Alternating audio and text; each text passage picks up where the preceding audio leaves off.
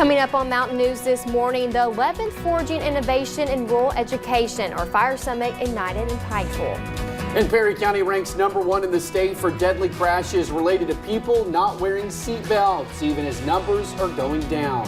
Plus, yesterday we learned Eric C. Conn once out of prison. He filed a handwritten motion earlier this month. Dedicated to Eastern and Southern Kentucky, this is WYMT Mountain News This Morning. Good morning. The time is 5:29 on October 24th. I'm Madison Pergram. And I'm Will Puckett. Thank you for tuning into Mountain News This Morning on this Thursday. So we've had a little bit of everything this week. We had a little rain. Yesterday was pretty cool. Today's pretty cool. So across the spectrum, we've had it all. Only missing one thing, Madison. Don't say it. Okay. Let's go to Brandon Robinson. So is it going to be cool throughout the day, or what are we going to see, Brandon? Listen, every day here in the mountains is cool. It's a cool place to be. Okay. But yeah, temperature-wise, it's a little cool this morning. Actually chilly this morning, but we are going to warm up this afternoon. Let's take a look and see what's going on current condition-wise. Don't forget about the frost advisory for much of the region until 9 this morning. US 119 on top of Whitesburg Pine Mountain, all quiet this morning. Lots of beautiful fall foliage up there, and on Black Mountain as well over in Harlan County. But the temperatures this morning, they are on the chilly side. 30s from Harlan all the way over to Monticello, some 40s from Wise back over toward Huntington, West Virginia, and over toward Logan as well. Across the state, still in the 50s out toward Paducah. So all the cool air is over this way this morning. 37 in the Tri-Cities. Your appcast today, you can download that for free in both app stores. You can see that sunshine will be around quickly, and those temperatures are going to climb quickly as well, up to about 69 or 70 as we head into the afternoon hours. Enjoy it because some changes are coming. I'll talk more about that in a few minutes. All righty, Brandon, thank you. Well, the 11th Forging Innovation in Rural Education, or Fire Summit, ignited in Pikeville yesterday. Leaders in more than 20 school districts discussed ideas and projects that could help Eastern Kentucky's education system thrive. WYMT's Buddy Forbes was there and has more. When education and innovation come together, it's a celebration of all the good work that's taking place in our schools. The sparks can create a blaze. Because we know kids are not what they used to be. I mean, they learn differently, and we have to offer those different experiences for them, the different strategies. That is what the Kentucky Valley Educational Cooperative is doing with its Fire Summit. Just having people come and really see all the good work taking place here in our schools. Wednesday's summit brought educators and students from 23 districts to the Appalachian Wireless Arena. And they saw, she's not so scary, and so it's really good. To discuss ongoing projects and recently acquired grants that aim to create a better educational environment. But these are actually grants where they're trying to help kids to transition into the real world. That is what Floyd County teacher Megan Huffman's grant is all about, helping her differently abled students. I'm working with my middle school kids on how to help them build work experience and social skills. So I'm doing a coffee cart with them. And while she is passionate about the student-led coffee cart project, she says the summit has sparked more ideas for the future. You get to network, you get to kind of meet new people, see what their ideas are, get ideas for yourself. I've already looked at some things and been like, I want to try to do a grant for that next year. As the minds of the region gather around the fire. In Pike County, Buddy Forbes, WYMT Mountain News. Now, speakers will come back to the arena in April for a follow-up summit where they will discuss how their projects serve the schools. And Perry County ranks #1 in the state for deadly crashes related to people not wearing seatbelts. In 2016 and 2017, the numbers were staggering. Victims were not wearing their seatbelt in every single car crash death in Perry County. In 2018, that number dropped to 80%. We will need to wait till the new year to have a sure number for 2019, but so far the rate is about 75%. Officials are working together to find a way to stress the important role of a seatbelt can play in saving lives. It's very cost friendly. You have $0 you have to put to have a seatbelt in your car. They come equipped from the manufacturer. Drastically drops your percentages of being seriously injured or killed in a crash if you just buckle. The goal is to get those numbers down for the rest of this year and 2020. And the fix, well, it's simple: buckle up. It's my favorite thing. It comes equipped in the car. Just does. wear it. Well, this week is National Teen Driver Safety Week. The National Highway Traffic Safety Administration says wrecks are the leading cause of death for teens ages 15 to 18. Well, I talked with students and staff of a driver's ed class in Johnson County who are doing their part to help promote safe driving habits. For some teenagers, getting behind the wheel can be a scary task. When I first started driving, I was tense. I was very tense, and it would make me flinch and end up messing up a lot. But a driver's ed course at Johnson Central is trying to address that issue. Some kids, it was their first time behind the wheel of anything, but now as the year goes on, they're getting more comfortable. I'm getting more comfortable, and we're just learning and growing daily. Jesse Peck is the driver's ed teacher, helping students learn driving techniques and how to stay safe on the roadways. There's no better way to learn than when the situation arises. 16-year-old Zachary Puckett says he had only driven a few times before taking this course.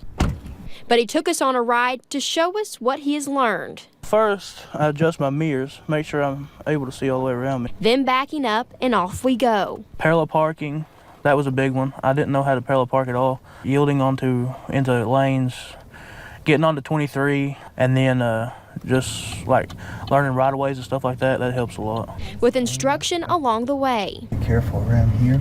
Yeah. Soon pulling back into the school and parking. 18-year-old Jamie Hall takes the course and shares advice for other students. I would say take it in a heartbeat. It'll be the best thing you ever do. All with the focus on one thing. Safety first. Well, during the past 3 years in Kentucky, there were more than 42,000 crashes involving teen drivers. School officials say this is a course they will continue in the future.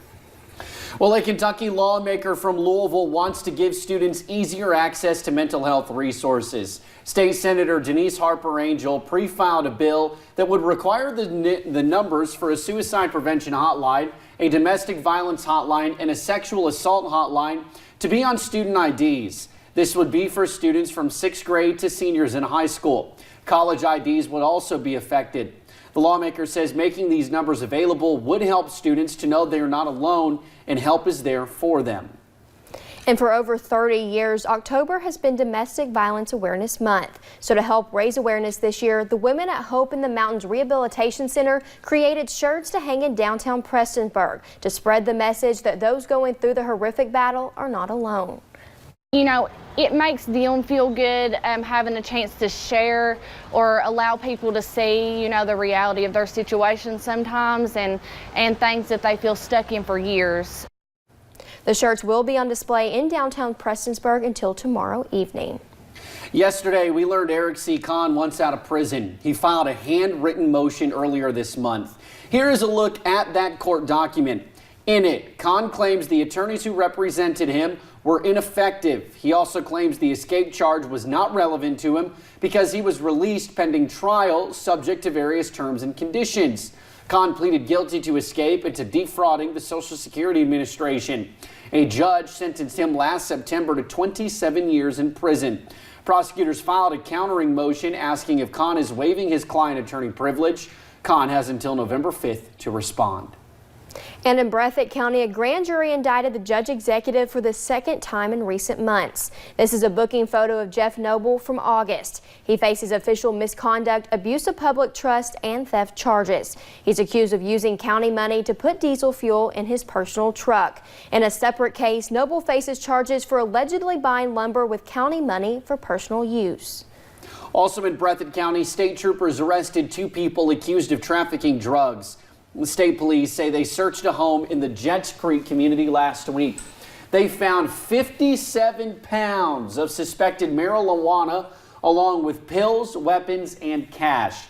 Police arrested Anthony Johnson and Brittany Miller. Both are charged with trafficking marijuana. And as the opioid crisis continues to take its toll, law enforcement in eastern Kentucky is not able to see and hear everything, but there is a set of eyes always watching. The United States Postal Inspection Service is working with law enforcement across eastern Kentucky and the U.S. Attorney's Office to crack down on drugs sent through the mail. Misty Racimo has worked on these types of cases for 12 years. It shows that there's a 747% increase in domestic opioids seized by the U.S. Postal Inspection Service during 2017 and 19. That information shows even though drugs may still be sent through the mail, the inspection service is catching them. Well, Kentucky's Attorney General has announced settlements involving a drug company and a drug distributor. Well, yesterday, Andy Brashear announced the two separate settlements totaling nearly $40 million. Garrett Weimer breaks down the settlements and what they mean for the Commonwealth. In a news conference at the Capitol, Attorney General Andy Beshear announced $17 million in a settlement with Bayer over birth control and $22.7 million in state and federal Medicaid dollars recovered from Suboxone distributor Reckitt Benckiser.